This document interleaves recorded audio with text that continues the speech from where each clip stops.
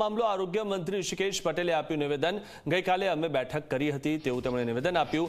અમે પહેલા જ કહ્યું હતું કે એપ્રિલમાં વાતચીત કરીશું। ક્યાંક ગેરસમજના કારણે ઉતાવળ થઈ તેવું પણ ઋષિકેશ પટેલે કીધું। તેમના મુદ્દાઓ પર વિચાર કરાશે તેવું પણ ઋષિકેશ પટેલે નિવેદન આપ્યું છે।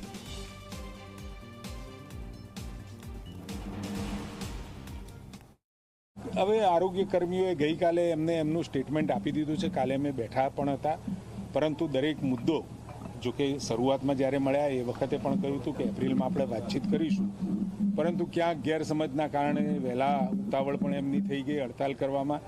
પરંતુ એમના જે મુદ્દાઓ છે એટલે એ મુદ્દાઓ કેવળ આરોગ્ય અને પંચાયત વિભાગ સાથે બેસીને નક્કી કરી શકે એમ નથી।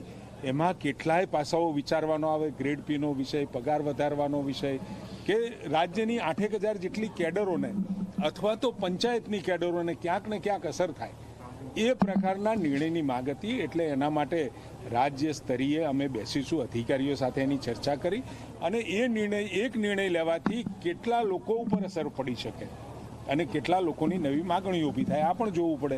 એટલે સ્વાભાવિક એમને કહ્યું છે અને ચોક્કસ એમને જે મુદ્દા આપ્યા છે વિચારીશું। સુરતના ઉમરપાડામાં